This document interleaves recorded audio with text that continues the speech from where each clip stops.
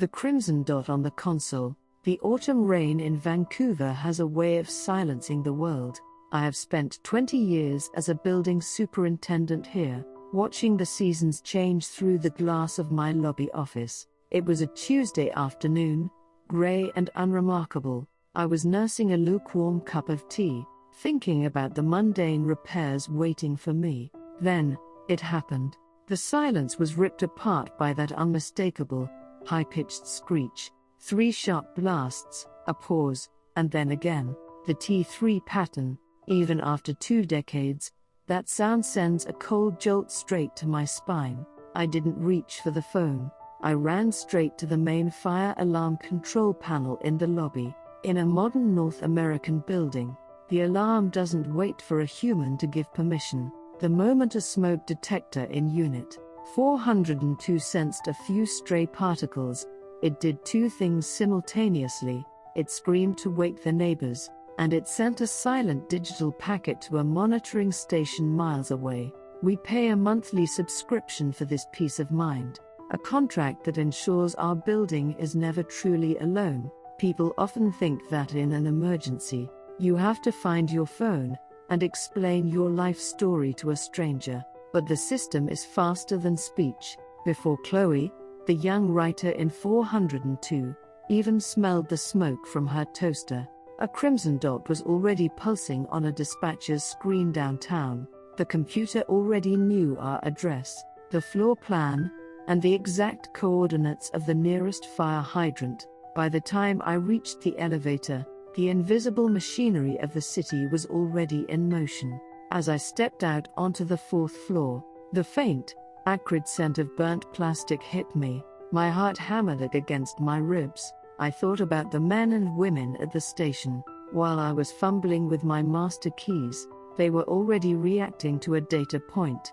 There is a strange comfort in knowing that a massive, silent algorithm has already vouched for your life. Before you even realize you are in danger, I knocked on Chloe's door, calling her name, praying that the technology had done its job in time. The theology of 60 seconds. Standing outside that door, I could hear my own ragged breathing over the roar of the alarm.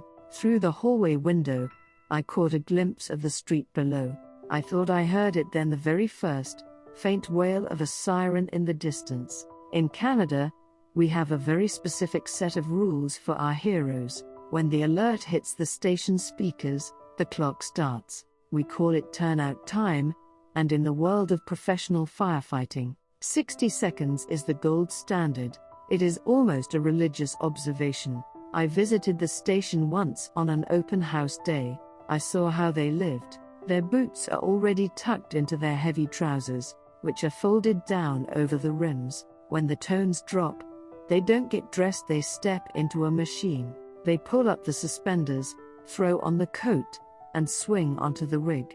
They aim to have the wheels of a 20-ton engine crossing the station threshold in under a minute. It is a choreographed sprint that saves lives, because fire is a monster that doubles in size every 60 seconds. I gripped the handle of Chloe's door. It wasn't hot yet, but I could feel a vibration through the wood.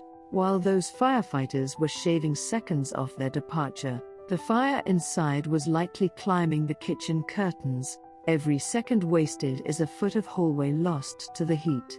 This is why that annoying plastic disc on the ceiling is so vital. It bought the firefighters that extra minute. It told them which entrance to use and reminded them where the standpipe was located before they even climbed into their seats. I took a deep breath, trying to steady my hands. The siren was no longer a ghost in the distance. It was a physical force, echoing off the surrounding high-rises. The heavy vibrations of a diesel engine were rattling the floorboards beneath my feet. The system had done its part. The signals had been sent.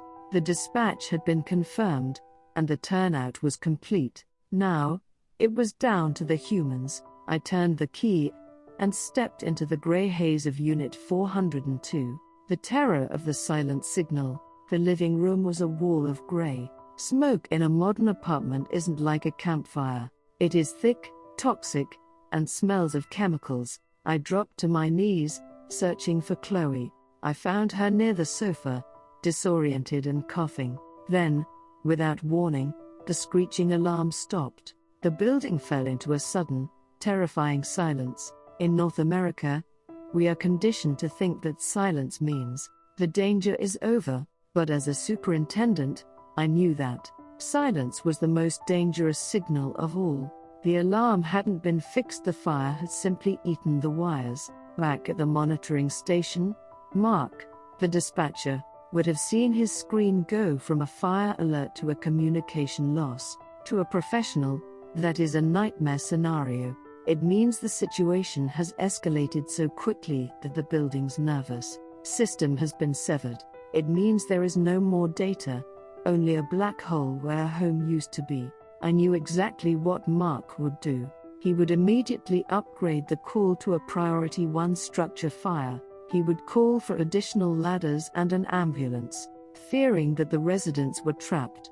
On the streets of Vancouver, the sirens of Engine 12 would have changed pitch, becoming more urgent, more demanding. Liam and his crew would have felt that tightening in their chests. A silent alarm is a scream for help that only the experts can hear. I threw my jacket over Chloe's face and began dragging her toward the door. Every breath felt like swallowing broken glass. The silence in the hallway was heavy, making me feel utterly alone. But that was an illusion. Even though the wires were melted, the human connection remained. Mark was still guiding them. Liam was still coming. I collapsed just inside the doorway, my strength spent. Just as the darkness started to close in, the stairwell door crashed open, and the world was filled with the heavy thud of boots. The brain of the building. The firefighters didn't look like people when they burst through the smoke. They looked like armored giants from another planet, their masks hissing with oxygen. Liam reached me first, his gloved hands surprisingly gentle as he checked my pulse. He handed Chloe off to his partner and pointed toward the kitchen. There was no hesitation. They didn't need to ask where the fire was. They had already consulted the building's brain, the fire alarm control panel in the lobby. Before Liam ever climbed those stairs, he had stood in front of that glowing LCD screen on the ground floor. It told him exactly which smoke head had tripped first. It showed him that the fire started in the kitchen, not the bedroom. That panel is the silent witness that directs the battle. It allows the fire department to bypass the guesswork and go straight to the heart of the threat. It is the difference between a controlled save and a total loss. Even after the flames were knocked down, Liam didn't leave. He pulled out a thermal imaging camera, scanning the walls and the ceiling. In our world, a fire isn't out just because the smoke is gone. He was looking for hot spots, those hidden embers that linger inside the drywall, waiting for everyone to go to sleep before they flare up again. He treated the building with a professional skepticism, trusting the technology to find what the human eye could not. I watched as they wheeled Chloe toward the waiting ambulance. She was awake now, breathing through an oxygen mask. A few neighbors were standing on the sidewalk, complaining about the noise and the number of trucks. They didn't understand that over-response was the system working exactly as it was designed to. Liam walked over to me, his face smeared with soot, and told me I did a good job, but we both knew the truth. We were just the hands the system was, the soul that kept us all moving in the right direction.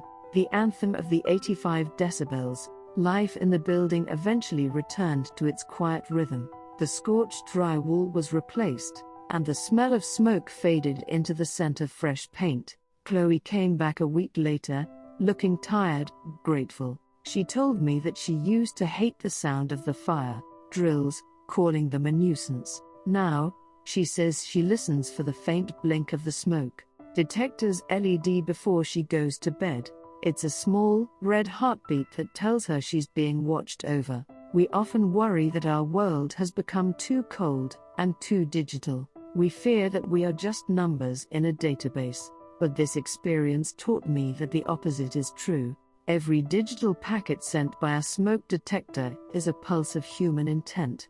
The monitoring center, The turnout timers at the station, and the complex networks of the city, are all built on a single, warm foundation. The desire to make sure no one dies alone in the dark. That 85 decibel shriek is not a nuisance. It is the anthem of our safety. It is the voice of a guardian that never sleeps, never gets tired, and never forgets its duty. Across Vancouver, thousands of these devices are staring down at us right now. They are the most loyal friends we will never have to speak to. They are the bridge between a tragedy and story you live to tell your grandchildren. I want to ask you to do one thing tonight. Find the little plastic disc on your ceiling. Press and hold the test button for 5 seconds. When that ear-piercing sound fills your home, do not wince. Smile. It is the sound of a system that is ready to move mountains for you. Remember, the golden hour doesn't start when the sirens arrive. It starts the very second your home decides to scream for help, because in that second, the entire city is already on its way to your door.